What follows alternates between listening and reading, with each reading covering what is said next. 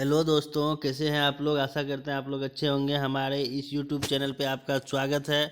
हम इस चैनल के माध्यम से आप लोगों के लिए जीके जीएस और करंट अफेयर्स के प्रश्नों का एक वस्तुनिष्ठ सीरीज लेकर आए हैं, जो आपके आने वाले एग्ज़ाम जैसे SSC, CGL, CHSL, MTS, GD, CPO, railway के NTPC, group C, group D post के एग्ज़ाम, स्टेट पीसीएस के पीटी और स्टेट के अदर एग्ज़ाम जो ग्रुप बी और ग्रुप सी पदों के लिए होते हैं, जिसमें वस्तुनिष्ठ प्रश्न पूछे जाते हैं, के लिए उपयोगी साबित होंगे। आप हमारे वीडियो को पूरा देखें, इसमें सारे अच्छे प्रश्नों का समावेश है जो विभिन्न प्रतियोगिता परीक्षा में पूछे गए हैं या आगे आने वाले परीक्षा में पूछे जा सकते हैं। अगर आपको मेरा मेहनत लाभकारी लगे तो कृपया चैनल को सब्सक्राइब कर दें, वीडियो को शेयर कर दें, बेल आइकन दबा के नोटिफिकेशन ऑन कर लें और वीडियो को लाइक कर दें। आइए आज का वीडियो शुरू करते हैं। तो आज आपका जो पहला क्वेश्चन है वो है कि निम्न में से किस भाषा को दिल्ली के सुल्तानों ने संरक्षण दिया। ऑप्शन ए है आपका उर्दू, ऑप्शन बी है अरबी, ऑप्शन सी है फारसी, ऑप्शन डी है तुर्की। तो बताइए आप लोग कि दिल्ली के सुल्तानों ने किस भाषा को संरक्षण दिया। तो इसका जो सही आंसर हो जाएगा वो हो जाएगा आपका ऑप्शन नंबर सी, फारसी। आपका ऑप्शन नंबर सी, फारसी। चलिए आपका जो नेक्स्ट क्वेश्चन है वो है आपका निम्नलिखित में से किसे उर्दू शायरी का जनक कहा जाता है। ऑप्शन ए है आपका अमीर खुसरो, ऑप्शन बी है शमसुद्दीन वली, ऑप्शन सी है गनी कश्मीरी, ऑप्शन डी है मीर तकी मीर। तो बताइए इसका सही आंसर क्या हो जाएगा। उर्दू शायरी का जनक किसे कहा जाता है। तो उर्दू शायरी का जनक कहा जाता है आपका शमसुद्दीन वली को। तो आपका ऑप्शन नंबर बी सही हो जाएगा। चलिए आपका जो नेक्स्ट क्वेश्चन है वो है कि किस संधि से प्रथम विश्व युद्ध समाप्त हुआ। ऑप्शन ए आपका ताशकंद संधि, ऑप्शन बी है वर्सेल्स संधि, ऑप्शन सी है तिलसिट संधि, ऑप्शन डी है बर्लिन संधि। तो बताइए कि प्रथम विश्व युद्ध का समाप्त किस संधि से हुआ था। तो इसका जो सही आंसर हो जाएगा वो हो जाएगा आपका वर्सेल्स संधि, ऑप्शन बी आपका सही है। चलिए आपका जो नेक्स्ट क्वेश्चन है वो है कि लोकतांत्रिक प्रणाली के लिए निम्न में से कौन से तत्व आवश्यक हैं। ऑप्शन ए आपका स्वतंत्र एवं निष्पक्ष चुनाव, ऑप्शन बी है आपका अवसर की समानता, ऑप्शन सी है अधिकारों का संरक्षण, ऑप्शन डी है उपयुक्त सभी। तो बताइए लोकतंत्र प्रणाली के लिए निम्न में से कौन सा तत्व आवश्यक है। तो इसका जो सही आंसर है वो हो जाएगा आपका उपयुक्त सभी। इसके लिए सारे आवश्यक हैं। स्वतंत्र व निष्पक्ष चुनाव भी आवश्यक है, अवसर की समानता भी आवश्यक है और अधिकारों का संरक्षण भी आवश्यक है। तो देख लीजिए आप लोग इसका आंसर। आपका जो नेक्स्ट क्वेश्चन है वो है कि संविधान की 8वीं अनुसूची में सम्मिलित भाषाओं में निम्नलिखित में से कौन सी भाषा बोलने वाले सर्वाधिक हैं। ऑप्शन ए है बांग्ला, ऑप्शन बी है गुजराती, ऑप्शन सी है मराठी और ऑप्शन डी है तेलुगु। तो बताइए कि जो 8वीं अनुसूची में जो भाषाएं हैं उनमें से सर्वाधिक कौन सी भाषाएं बोली जाती है। जो आपके ऑप्शन में है बांग्ला, गुजराती, मराठी या तेलुगु। तो इसका जो सही आंसर हो जाएगा वो हो जाएगा आपका बांग्ला, जो कि आपका ऑप्शन नंबर ए है, बिल्कुल सही। चलिए आपका जो नेक्स्ट क्वेश्चन है वो है आपका कि राज्यपाल यानी गवर्नर को शपथ ग्रहण कौन करवाता है। ऑप्शन ए है प्रधानमंत्री, ऑप्शन बी है मुख्यमंत्री, ऑप्शन सी है उच्च न्यायालय का मुख्य न्यायाधीश, ऑप्शन डी है राष्ट्रपति। तो बताइए इसका सही आंसर क्या हो जाएगा। राज्यपाल को शपथ ग्रहण कौन करवाता है। तो आप लोग जानते हैं उच्च न्यायालय का मुख्य न्यायाधीश करवाते हैं। तो ऑप्शन नंबर सी आपका सही हो जाएगा। चलिए जो आपका नेक्स्ट क्वेश्चन है वो है कि राष्ट्रीय आहार संस्थान कहाँ स्थित है। ऑप्शन ए है आपका चेन्नई, ऑप्शन बी है बंगलोर, ऑप्शन सी है नई दिल्ली, ऑप्शन डी है हैदराबाद। तो बताइए कि राष्ट्रीय आहार संस्थान कहाँ स्थित है। तो इसका जो सही आंसर हो जाएगा आपका राष्ट्रीय आहार संस्थान का वो हो जाएगा आपका हैदराबाद। तो ऑप्शन नंबर डी आपका सही है। आपका जो नेक्स्ट क्वेश्चन है वो है कि यह स्केल समुद्री तापमौसम द्वारा पवन का वेग निर्दिष्ट करने हेतु प्रयुक्त होता है। ऑप्शन ए है आपका ब्यूफोर्ट पवन स्केल, ऑप्शन बी आपका हैम्प table lamp scale, option C है बैरोमीटर, ऑप्शन डी है आपका इनमें से कोई नहीं। तो बताइए इसका सही आंसर क्या हो जाएगा। यह एक स्केल है जो समुद्री तथा मौसम द्वारा पवन का वेग निर्दिष्ट करने हेतु प्रयुक्त किया जाता है। तो इसका जो सही आंसर हो जाएगा वो हो जाएगा आपका ब्यूफोर्ट पवन स्केल। चलिए आपका जो नेक्स्ट क्वेश्चन है, आपका नेक्स्ट क्वेश्चन है सबसे अधिक स्थायी पारिस्थितिक तंत्र कौन सा है? ऑप्शन ए है मरुस्थल, ऑप्शन बी है महासागर, ऑप्शन सी है पर्वत, ऑप्शन डी है वन। तो बताइए सबसे अस्थायी पारिस्थितिक तंत्र कौन सा है? मरुस्थल है, महासागर है, पर्वत है या वन है? तो इसका जो सही आंसर हो जाएगा आपका वो हो जाएगा आपका महासागर। ऑप्शन नंबर बी आपका बिल्कुल सही है। चलिए आप लोग का जो नेक्स्ट क्वेश्चन है वो है कि वास्तविक सकल घरेलू उत्पाद को मापा जाता है। ऑप्शन ए है आपका वर्तमान दामों पर, ऑप्शन बी है स्थिर दामों पर, ऑप्शन सी है औसत दामों पर या ऑप्शन डी है पश्च समीकृत दामों पर। तो बताइए आप लोग वास्तविक सकल घरेलू उत्पाद को किस पे मापा जाता है? तो वास्तविक सकल घरेलू उत्पाद को मापा जाता है स्थिर दामों पर। तो ऑप्शन नंबर बी आपका सही है।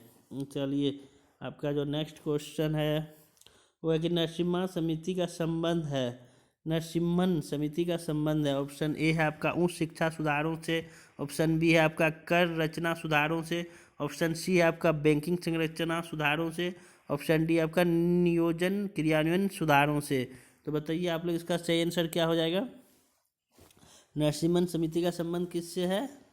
तो नरसिम्हन समिति का आपका जो संबंध है वो है आपका बैंकिंग संरक्षण सुधारों से। तो ऑप्शन नंबर सी आपका सही हो जाएगा।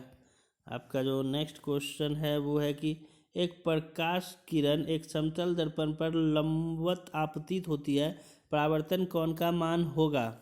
ऑप्शन ए है 45 डिग्री, ऑप्शन बी है 0 डिग्री, ऑप्शन सी है 135 डिग्री, ऑप्शन डी है 90 डिग्री। तो बताइए क्या हो जाएगा इसका आंसर? एक प्रकाश किरण एक समतल दर्पण पर लंबवत आपतित होता है तो परावर्तन कोण का मान कितना हो जाएगा? तो परावर्तन कोण का मान हो जाएगा 0 डिग्री। तो आपका ऑप्शन नंबर बी बिल्कुल सही है। चलिए आपका जो नेक्स्ट क्वेश्चन है वो है कि आपका जो नेक्स्ट क्वेश्चन है वो है सड़क पर चलते समय किसी बैलगाड़ी के पहियों की गति किसका उदाहरण है? ऑप्शन ए है आपका दोलनी और घूर्णन गति, ऑप्शन बी है आपका दोलनी और स्थानांतरीय गति, ऑप्शन सी आपका स्थानांतरीय और घूर्णनी गति और ऑप्शन डी आपका केवल स्थानांतरीय गति। तो बताइए आप लोग सड़क पर चलते समय किसी बैलगाड़ी की पहियों की गति किसका उदाहरण है?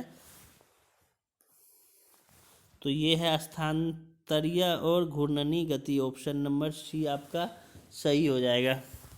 चलिए जो आपका नेक्स्ट क्वेश्चन है वो है कि न्यूक्लियर रिएक्टर में मॉडरेटर का क्या कार्य होता है? ऑप्शन ए है रिएक्टर शक्ति स्तर में परिवर्तन करना, ऑप्शन बी है न्यूट्रॉनों के लोड को कम करना, ऑप्शन सी है रिएक्टर की विखंडन अभिक्रिया के ताप को बाहर निकालना, ऑप्शन डी है सभी। तो बताइए न्यूक्लियर रिएक्टर में मॉडरेटर का क्या काम होता है? तो न्यूट्रॉनों के लोड को कम करना। आपका ऑप्शन नंबर बी सही हो जाएगा। चलिए आपका जो नेक्स्ट क्वेश्चन है वो है कि निम्न में से किसको सार्वत्रिक विलायक कहते हैं? ऑप्शन ए है आपका एल्कोहल, ऑप्शन बी आपका सल्फ्यूरिक अम्ल, ऑप्शन सी है आपका बेंजीन, ऑप्शन डी है पानी। तो बताइए निम्नलिखित में से किसको सार्वत्रिक विलायक कहते हैं? एल्कोहल को, सल्फ्यूरिक अम्ल को, बेंजीन को या पानी को? तो निम्नलिखित में से किसको सार्वत्रिक विलायक कहते हैं? पानी को कहते हैं। तो आपका ऑप्शन नंबर डी बिल्कुल सही हो जाएगा। चलिए आपका जो नेक्स्ट क्वेश्चन है वो है कि रक्त कोशों में मनुष्य का रक्त किस रसायन के साथ मिलाकर रखा जाता है? यानी ब्लड बैंक में जो मनुष्य का रक्त होता है उसको किस रसायन के साथ मिलाकर रखा जाता है? ऑप्शन ए है आपका सोडियम नाइट्रेट एवं डेक्सट्रेट, ऑप्शन बी है आपका सोडियम नाइट्रेट एवं ऑक्सीजन, ऑप्शन सी आपका ऑक्सीजन एवं क्लोरीन, ऑप्शन डी है आपका पोटेशियम एवं कैल्शियम क्लोराइड। तो बताइए आप लोग ब्लड बैंक में मनुष्य का रक्त किस रसायन के साथ मिलाकर रखा जाता है? ऑप्शन पढ़िए आप लोग ठीक से। तो इसका जो सही आंसर हो जाएगा वो हो जाएगा आपका सोडियम नाइट्रेट एवं डेक्सट्रेट। तो आपका ऑप्शन नंबर ए बिल्कुल सही है। चलिए आपका जो नेक्स्ट क्वेश्चन है वो है उत्प्रेरक वह पदार्थ है जो क्या करता है उत्प्रेरक? ऑप्शन ए है अभिक्रिया की दर को बढ़ाता है, ऑप्शन बी अभिक्रिया की दर को घटाता है, ऑप्शन सी अभिक्रिया की दर को प्रभावित नहीं करता है, ऑप्शन डी है उपयुक्त में से कोई नहीं। तो बताइए क्या करता है उत्प्रेरक? उत्प्रेरक का क्या कार्य है? उत्प्रेरक अभिक्रिया की दर को बढ़ाता है, तो आपका ऑप्शन नंबर ए सही हो जाएगा। उत्प्रेरक अभिक्रिया की दर को, उत्प्रेरक वह पदार्थ है जो अभिक्रिया की दर को बढ़ाता है। आपका जो नेक्स्ट क्वेश्चन है वो है कि अमरबेल कस्कुटा क्या है? ऑप्शन ए आपका प्रोतिजीवी, ऑप्शन बी है अधिपादप, ऑप्शन सी है आपका मरुद्भिद, ऑप्शन डी है परजीवी। तो बताइए अमरबेल जो है कस्कुटा वह क्या है? प्रोतिजीवी है, अधिपादप है, मरुद्भिद है या परजीवी है? तो अमरबेल एक परजीवी है। अमरबेल एक परजीवी है, ऑप्शन नंबर डी आपका सही हो जाएगा। चलिए आपका जो नेक्स्ट क्वेश्चन है वह निम्न में से कौन सी वस्तु एक कीट का स्राव है? मतलब कीट के श्राप से निम्नलिखित में से कौन सा एक वस्तु बनता है इनमें से? तो ऑप्शन ए है आपका कोरल, ऑप्शन बी है शहद, ऑप्शन सी है लाख, ऑप्शन डी है इनमें से कोई नहीं। तो बताइए कौन सा जो वस्तु है वो कीट का श्राव है? कोरल है, शहद है या लाख है? तो लाख जो होता है वो एक कीट के श्राप से बनता है, तो ऑप्शन नंबर सी आपका सही हो जाएगा। इनमें से कौन सी वस्तु एक कीट का श्राव है? तो लाख। चलिए आपका जो नेक्स्ट क्वेश्चन है वो है कि कैंसर अस्थि मज्जा के कौन से भाग को प्रभावित करता है? कैंसर अस्थि मज्जा के कौन से भाग को प्रभावित करता है? ऑप्शन ए है आपका ट्यूकोमिया, ऑप्शन बी है ल्यूकेमिया, ऑप्शन सी है प्यूकोमिया, ऑप्शन डी है ग्लूकोमिया। तो बताइए कैंसर अस्थि मज्जा के कौन से भाग को प्रभावित करता है? कैंसर अस्थि मज्जा के ल्यूकेमिया को प्रभावित करता है, ल्यूकेमिया को प्रभावित करता है, ऑप्शन नंबर बी आपका सही है। चलिए आपका जो नेक्स्ट क्वेश्चन है वो है कि इंग्लैंड का मुद्रा है। ऑप्शन ए है डॉलर, ऑप्शन बी है मार्क, ऑप्शन सी है रूबल और ऑप्शन डी है पाउंड। तो बताइए आप लोग इंग्लैंड का मुद्रा कौन सा है? डॉलर है, मार्क है, रूबल है या पाउंड है? तो इंग्लैंड का जो मुद्रा है वो है पाउंड। तो आपका ऑप्शन नंबर डी बिल्कुल सही है, इंग्लैंड का मुद्रा पाउंड। आपका जो नेक्स्ट क्वेश्चन है, एक सेकेंड, 21 नंबर क्वेश्चन हो गया, 22 नंबर। तो नेक्स्ट क्वेश्चन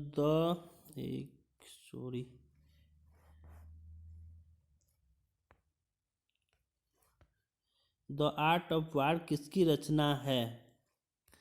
ऑप्शन ए है विमल मित्र, ऑप्शन बी है मकबूल फिदा हुसैन, ऑप्शन सी है मैकियावेली, ऑप्शन डी इनमें से कोई नहीं। तो बताइए आप लोग द आर्ट ऑफ वार किसकी रचना है? विमल मित्र की है, मकबूल फिदा हुसैन की है या मैकियावेली है या इनमें से कोई नहीं? तो the art of war Machiavelli की रचना है, तो आपका ऑप्शन नंबर सी सही हो जाएगा। Option number C Machiavelli, the art of war. आपका जो नेक्स्ट क्वेश्चन है वो है आपका निम्नलिखित में से कौन सा आउटपुट और इनपुट डिवाइस दोनों ही हैं? निम्नलिखित में से कौन सा आउटपुट और इनपुट डिवाइस दोनों ही हैं?